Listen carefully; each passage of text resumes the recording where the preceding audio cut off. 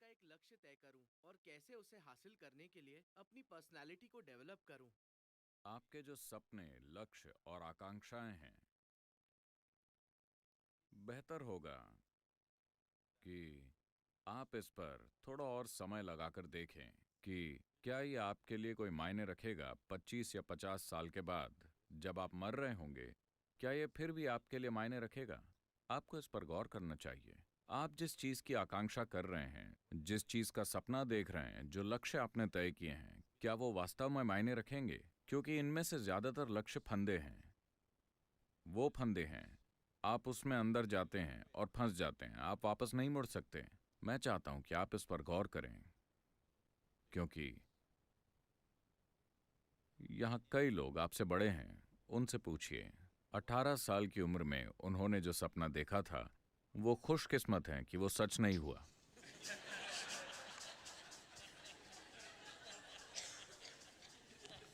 आया ना? अगर आपके जीवन में आपकी हर इच्छा और हर सपना सच हो जाता, तो क्या आप इसे सह पाते? सौभाग्य से उनमें से कई चीजें निकल गईं और कभी सच नहीं हुई, है ना?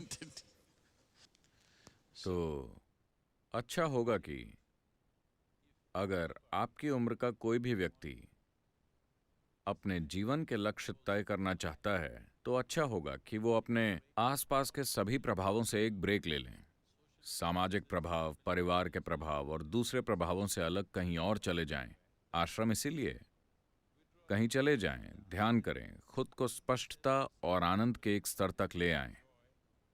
जब आप बहुत खुश और स्पष्ट हों, आपको तब फैसला करना चाहिए। जल्दबाजी में अपने लक्ष्य तय न करें।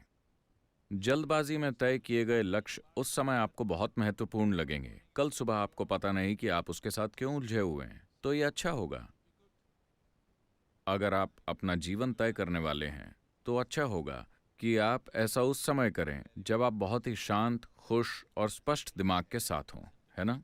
अपने आसपास की किसी भी चीज से प्रभावित होकर नहीं। अकेले बैठकर सोचें कि आप अपने जीवन में वास्तव में क्या बनना चाहते हैं। कौन सी चीज हमेशा महत्वपूर्ण होगी आपके लिए, किसी और के लिए नहीं, आपके लिए। और आपको उसके लिए पर्सनैलिटी बनाने की जरूरत नहीं है। आप उस दिशा में मेहनत कीजिए, जरूरी पर्सनैलिटी अपने आप बन जाएगी। आपको पर्सनैलिटी का मतलब समझना चाहिए। पर्सनैलिटी शब्द परसोना से बना है। परसोना का अर्थ ग्रीक भाषा में, माफ कीजिए, लैटिन में होता है मुखौटा। एक मुखौटा जिसे पुराने थिएटरों में इस्तेमाल किया जाता था। एक ही व्यक्ति कई किरदार निभाया करता था। मान लीजिए स्टेज पर रामायण चल रही है, आपको राम का किरदार भी निभाना है और सीता का भी और लक्ष्मण का भी।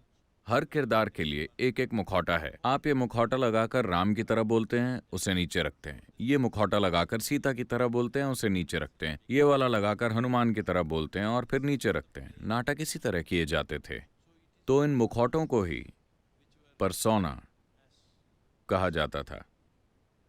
तो पर्सनैलिटी का मतलब है कि आपने एक मुखौटा लगाया और वो मुखौटा आपके चेहरे से चिपक गया। आप उसे निकाल नहीं पा रहे।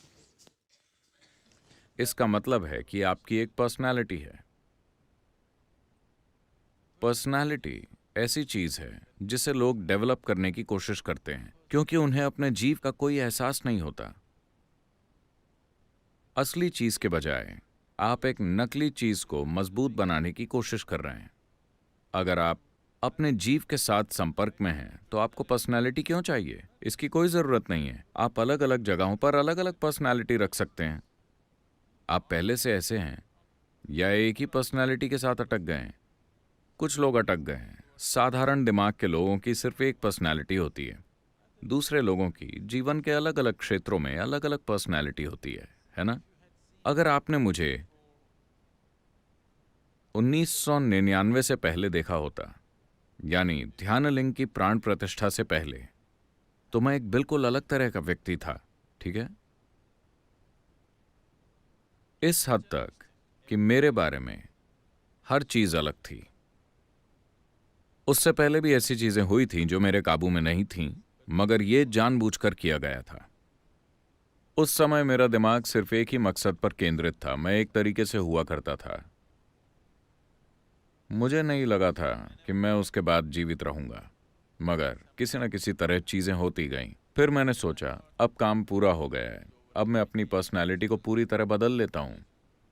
उस मकसद के लिए मैंने एक खास तरह की पर्सनैलिटी अपना रखी थी, और अब जब वो पूरा हो चुका है मैंने सोचा कि उसे बदल लेते हैं।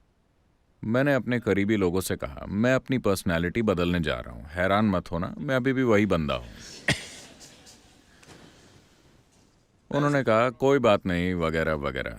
मैंने कहा बस मेरे साथ बने रहना, क्योंकि मेरे बारे में हर चीज़ बदल जाएगी। जिस तरह मैं काम करता हूँ, बोलता हूँ, कपड़े पहनता हूँ, जिस तरह हर चीज़ करता हूँ वो बदल जाएगा। उन्होंने कहा कोई बात नहीं, हम आपको जानते हैं, आपसे प्यार करते हैं। मैंने कहा लेकिन मुझे कस के पकड़े रहना, क्योंकि जब चीज़ें बदलती हैं तो लोग अलग हो जाते हैं। बहुत से लोग अलग हो गए क्योंकि उन्हें विश्वास नहीं हो रहा था। जिस व्यक्ति को वो जानते थे वो कहाँ गया? वो व्यक्ति बस गायब हो गया। You know, ये एक नया व्यक्ति है। वो इस नए व्यक्ति के साथ पहचान नहीं जोड़ पा रहे थे। मैंने उन्हें बताकर खुद को बदला, इसके बावजूद वो अलग हो गए। कई सारे लोग जो मुझे बहुत प्रिय थे और मेरे बहुत करीब थे, वो छोड़कर चले गए क्योंकि मैं नाटकीय तरीके से बदल गया। और मैंने उन्हें बताया था कि मैं बदलने जा रहा हूं, क्योंकि काम का एक चरण पूरा हो चुका है। अब मेरी पर्सनैलिटी को बदलने का समय था। मैं जैसा दिखता हूं, जैसे कपड़े पहनता हूं, जैसे बोलता हूं, मैं जैसा हूं, मेरे बारे में हर चीज, यहां तक कि मैंने अपनी पसंद का खाना भी बदल दिया।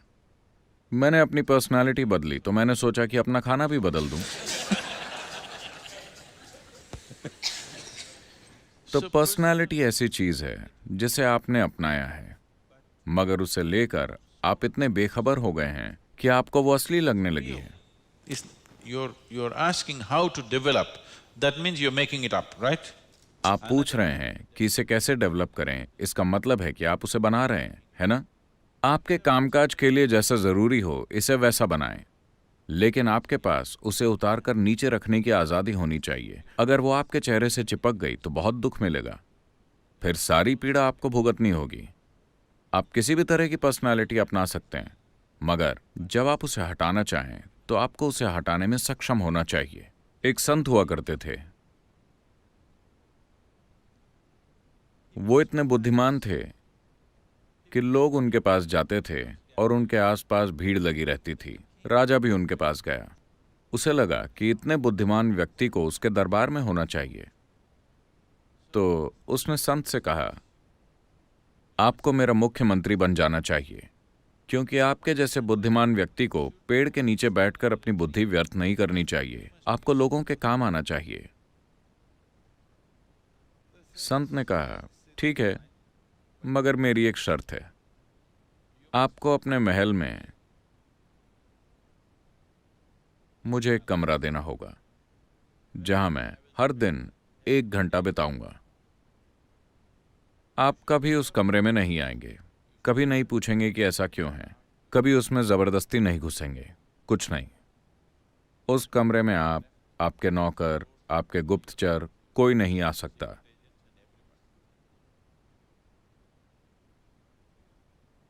राजा बोला कोई दिक्कत नहीं है, मुझे क्या दिक्कत होगी, आपको एक कमरा चाहिए, मैं आपके कमरे में ताक झांक क्यों करूंगा, मुझे मंजूर है। फिर जब भी कोई अहम बैठक होने वाली होती, वो संत जो अब मंत्री बन गया था, वो राजमहल के हिसाब से वैसे कपड़े पहनता था, मगर वो अंदर जाकर 1 घंटे के लिए खुद को एक कमरे में बंद करता और फिर बाहर आता। कुछ महीने और साल बीत गए, मगर फिर राजा की जिज्ञासा, ये जिज्ञासा हमें मंगल तक ले जा चुकी है। वो जानना चाहता है कि आखिर वो आदमी अंदर क्या करता है। चारों ओर अफवाहें फैलने लगी, अरे वो कुछ करता है, उसने अंदर किसी को रखा हुआ है, हो सकता है कि वो दुश्मन का जासूस हो, वो अचानक यहां आ गया, वो वहां क्या करता है।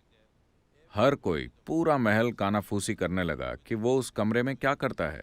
हर कोई उस कमरे में झांकना चाहता है, मगर हमेशा ताला लगा रहता है। वो आदमी अंदर जाता है, थोड़ा समय बिताकर बाहर आता है। खास तौर पर अगर कोई महत्वपूर्ण काम होना है, वो अंदर चले जाता है। हर तरह की अफवाहें उड़ी। तो एक दिन राजा से रहा नहीं गया। राजा ने उस आदमी से पूछा, मैं देखना चाहता हूं कि उस कमरे में क्या है। उसने कहा, आपने मुझसे एक वादा किया था, अगर आप वादा तोड़ते हैं तो मैं चला जाऊंगा। राजा ने खुद पर काबू किया। वो उन्हें खोना नहीं चाहता, वो बहुत बुद्धिमान है। और फिर उसके दूसरे दरबारी उसके कान भरने लगे, आप कुछ क्यों नहीं करते, पता नहीं अंदर क्या चल रहा है, कुछ खतरनाक हो सकता है, ये हो सकता है, वो हो सकता है। एक दिन जब वो नहीं थे, उन्होंने दरवाजा तोड़ा और अंदर चले गए। उन्होंने चारों ओर देखा, कमरा खाली था, कोई फर्नीचर या कुछ भी नहीं, बस खाली कमरा।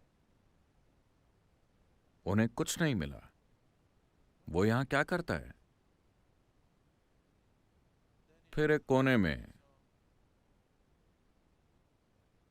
उन्हें बहुत पुराने कपड़े लटके हुए मिले और एक भिक्षा का कटोरा।